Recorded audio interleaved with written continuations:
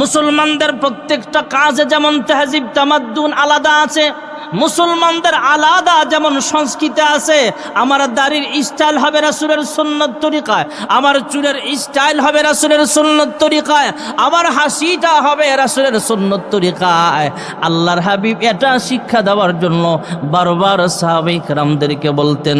বিশেষ করে এই মুহররমের রোজার ক্ষেত্রে আল্লাহর হাবিব বলেন যাতে ইহুদিদের সাথে আমাদের কালচার মিলে না যায়, যাতে ইহুদি খ্রিস্টান বেঈমানদের সাথে আমাদের আমলটাও মিলে না যায়। তাই আল্লাহর হাবিব বলেন 9-10 অথবা 10-11 এরা রাখে মুহররমের 10 তারিখ একটা রোজা, আর আমরা রাখবো 2টা রোজা, যাতে এদের সাথে আমাদের মিলে না যায়। জোরে কোন সুবহানাল্লাহ।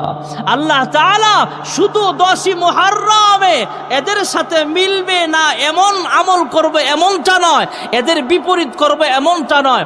জীবনের প্রত্যেকটা কাজের ক্ষেত্রে চুলের স্টাইল বলেন, হাঁটা বলেন, ব্যবসা বাণিজ্য বলেন, দেশ পরিচালনা বলেন, আমাদের রান্নাঘর থেকে সংসদ ভবন সহ প্রত্যেকটা কদমে কদমে আমাদের আলাদা সংস্কৃতি আছে, আমাদের আলাদা নিয়ম নীতি আছে।